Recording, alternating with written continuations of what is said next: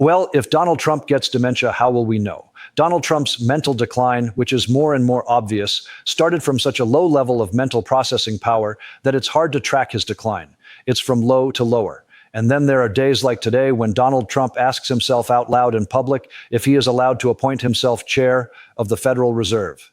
Now, it may be tiresome to hear, but we must not grow weary of making the point that no other president was ever capable of saying anything as stupid or as indicative of dementia as that. Am I allowed to appoint myself chair of the Federal Reserve?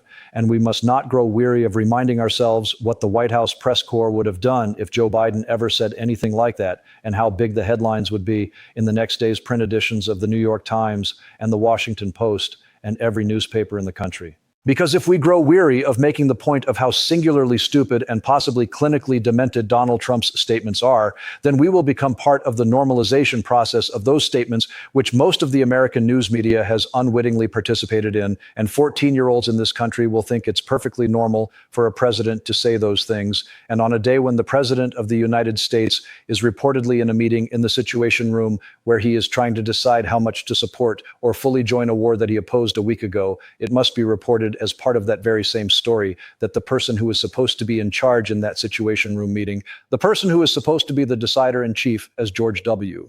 Bush put it in that meeting, doesn't know if he can appoint himself chair of the Federal Reserve, and some of the highest ranking people in that room with that president also don't know the answer to that question. Pete Hegseth has no idea if Donald Trump can appoint himself chair of the Federal Reserve. Pete Hegseth and Donald Trump have no idea that Donald Trump doesn't even have the legal power to fire the chair of the Federal Reserve. And he also doesn't have the power to unilaterally replace the chair of the Federal Reserve because it requires a confirmation vote by the United States Senate. That's how small the brain is that is sitting at the head of the table in the Situation Room, deciding just how much the United States of America should participate in the war between Israel and Iran that Donald Trump all but promised his voters could not possibly occur on his watch. In fact, that's exactly what he promised.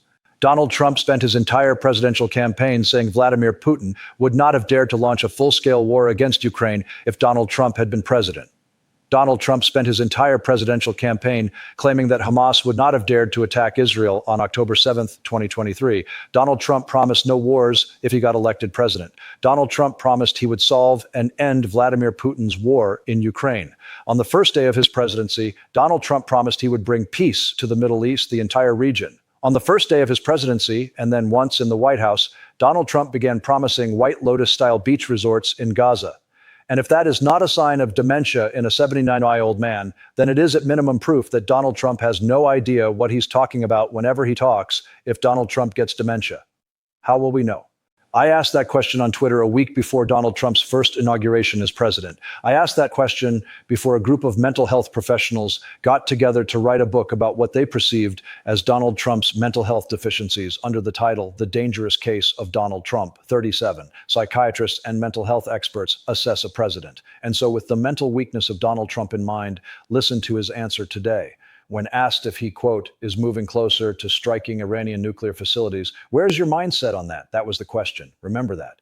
That was the question. And remember, as you listen to this reply, what a standard presidential reply would be to a question like that. No matter whether the president had already privately made a decision or not, a president would say things like, all options are on the table. In order to convey a variety of messages to the parties to the conflict, but still not turn over cards, a president could also say definitively, we have no intention of launching any strikes. That is exactly what Donald Trump's Secretary of State said when this war began. Marco Rubio, who has absolutely no authority because he's not a real Secretary of State. He's just Donald Trump's Secretary of State. Marco Rubio issued this written statement a full 6 days ago. Tonight, Israel took unilateral action against Iran. We are not involved in strikes against Iran, and our top priority is protecting American forces in the region. Israel advised us that they believe this action was necessary for its self-defense. President Trump and the administration have taken all necessary steps to protect our forces and remain in close contact with our regional partners. Let me be clear. Iran should not target U.S. interests or personnel. 6 days ago. That was 6 days ago. 6 days. Could not be more clear and could not be more meaningless, because that's Donald Trump's Secretary of State speaking. And today, when asked about striking Iran's nuclear facilities, Donald Trump said this, "You don't know that I'm going to even do it. You don't know. I may do it. I may not do it. I mean, nobody knows what I'm going to do. That obviously includes Donald Trump. That sounds like a person who has no idea what he's going to do. And it sounds like a person who may not be in control of what he does. It sounds like a person who may unknowingly have surrendered control to a persuasion system that has been feeding and corroding what's left of his brain for the entire 21st century. A persuasion system operated by the Australian turned American citizen billionaire Rupert Murdoch, who, according to one of Rupert Murdoch's paid propagandists, preys on the weak minds of elderly Fox viewers. What they're doing is what they always do, which is just turning up the propaganda hose to full blast and just trying to, knock elderly Fox viewers off their feet and make them submit. That is Tucker Carlson's explanation for what Rupert Murdoch's Fox propaganda channel is doing to elderly viewers like 79-year-old Donald Trump to make them submit to agreeing with sending the American military into a war with Iran. The elderly 79-year-old Fox viewer living in the White House has a mind that is at least as vulnerable to Rupert Murdoch's persuasion as anyone else glued to the Fox propaganda channel. The New York Times has this account of how the Fox channel did not just staff Donald Trump's administration cabinet, but also functions as a highly influential team of advisors to Donald Trump, a team of TV advisors that may very well be more influential than the Trump cabinet. The Times reports Mr. Trump joined his national security team in the White House Situation Room on Thursday evening as the first wave of strikes was unfolding and was still keeping his options open. Earlier that day, he was telling advisors and allies that he still wanted to get a deal with Iran. But as the night wore on and the Israelis landed a spectacular series of precision strikes against Iranian military leaders and strategic sites, Mr. Trump began to change his mind about his public posture. When he woke on Friday morning, his favorite TV channel, Fox News, was broadcasting wall-to-wall imagery of what it was portraying as Israel's military genius. And Mr. Trump could not resist, claiming some credit for himself. In phone calls with reporters, Mr. Trump began hinting that he had played a bigger behind-the-scenes role in the war than people realized, privately. He told some confidants that he was now leaning toward a more serious escalation, going along with Israel's earlier request that the United States deliver powerful bunker-busting bombs to destroy Iran's nuclear facility at Fordo. Donald Trump is now failing at trying to manage a huge argument that has divided America's most prominent Trump supporters. Tucker Carlson, who supported George W. Bush's war in Iraq, now opposes American involvement in the newest war in the Middle East and managed to easily humiliate Texas Senator Rafael Cruz by asking him the question, "How many people live in Iran?" Senator Cruz was stumped. Senator Cruz, who favors a full USA versus Iraq-style war in Iran, had no idea how many people live in Iran. That video has gone viral of one Trump-worshipping ignoramus arguing with an even more ignorant Trump worshipper. And Donald Trump's response has been to insult Tucker Carlson for getting fired by Fox after evidence in a defamation lawsuit that Fox lost revealed text messages of Tucker Carlson saying how much he really hates Donald Trump. When Tucker Carlson realized he couldn't make a living after Fox without publicly worshiping Donald Trump, Tucker Carlson fully submitted to that worship. And Donald Trump welcomed Tucker Carlson back into the fold, which is always with Donald Trump, as Elon Musk has found out, a temporary welcome.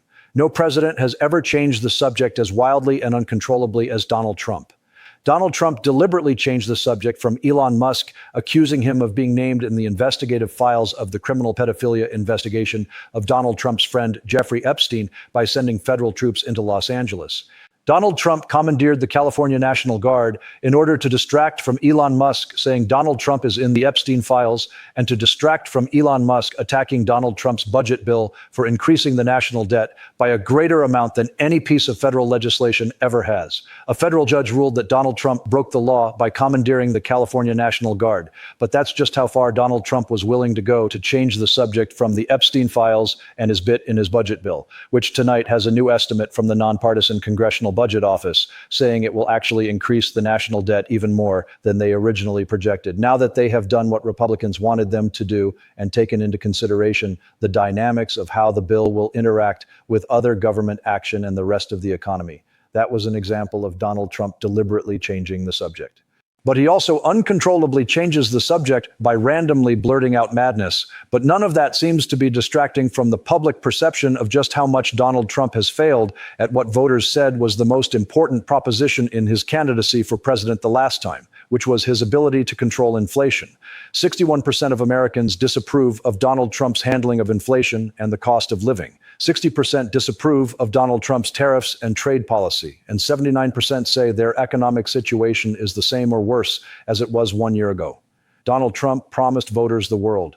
Donald Trump promised voters world peace. And Donald Trump promised voters that the leading economy in the world would soar just by electing him president, and inflation would drop dramatically on the first day just by electing him president. And it was all a lie by someone who is so stupid that he thought or claimed that he thought the tariffs imposed by the United States are paid by other countries. Americans now know who pays those tariffs. Donald Trump's 10-year lie about tariffs is all over. Americans know the Trump tariffs are Trump sales taxes imposed on Americans, paid by Americans only on anything imported into this country, like coffee and bananas and cars and baseball gloves. Because Donald Trump's tariffs have crashed the stock market multiple times and made economic planning for business and the Federal Reserve more challenging than ever. Donald Trump thinks that he can blame inflation and everything that voters fear about his economic policies on the chairman of the Federal Reserve, who Donald Trump appointed and who Joe Biden reappointed and who is a Republican. And so once again, Donald Trump attacked Republican Jerome Powell, the chairman of the Federal Reserve. I call him Too Late Powell because he's always too late. I mean, if you look at him, every time I did this, I was right. 100%. He was wrong. Maybe I should go to the Fed. Do you think, am I allowed to appoint myself, Doug? I don't know. Am I allowed to appoint myself at the Fed? I'd do a much better job. That's today. That's his attack today. Now, he never said that in his first term as president. Am I allowed to appoint myself? He was crazy, but he wasn't that crazy. He was stupid, but he wasn't that stupid. And then just to prove how he has no grasp of human relations, no grasp of how to persuade someone who you have no control over to do what you want that person to do. The stupidest man speaking into a microphone in Washington today said more about Jerome Powell, the chair of the Federal Reserve. And because I know Donald Trump's voice dulls the brain of any healthy person trying to make sense of the English language, I am going to read Donald Trump's words exactly as he spoke them without submitting you to the mind-dulling, mind-fogging experience of the sound of those words coming from Donald Trump's voice. Because in a way, all of the words coming from Donald Trump's voice all the time all sound the same and are just a jumble to our ears so often that we don't really take in each one of them. And sometimes to clearly hear Donald Trump's cognitive confusion at work, you just need to hear the words spoken by someone else. Anyone else? So here's what Donald Trump said about Federal Reserve Chair Jerome Powell. Now we have a man that just refuses to lower the Fed rate, just refuses to. The speaker recounts Donald Trump describing his attempts to persuade someone he cannot control. In Trump's own telling, he says he has tried every approach, being friendly, inviting the person to dinner, being harsh, being polite, yet nothing worked. He publicly insulted the individual, calling him stupid, while also admitting he alternated between kindness and hostility. The commentator portrays this as erratic behavior that anyone on the receiving end would likely ignore for their own peace of mind. The speaker then argues that Americans should not become numb to what he views as Trump's ignorance. He highlights a moment in the Oval Office that he believes future historians will study as an example of Trump's lack of historical knowledge. In that moment, Trump looked at a copy of the Declaration of Independence on the wall and suggested that the Civil War might have been avoided, seemingly connecting the two events. The commentator points out that the Declaration of Independence was written and signed decades before the Civil War, not as a result of it. He argues that this confusion reflects a misunderstanding of basic American history, specifically the sequence of the Declaration of Independence, the Revolutionary War, and then, many years later, the Civil War. The speaker concludes by suggesting that even elementary school students understand this historical timeline. He also references earlier concerns raised by mental health professionals during Trump's first term, claiming that Trump's public statements continue to fuel questions about his judgment and understanding.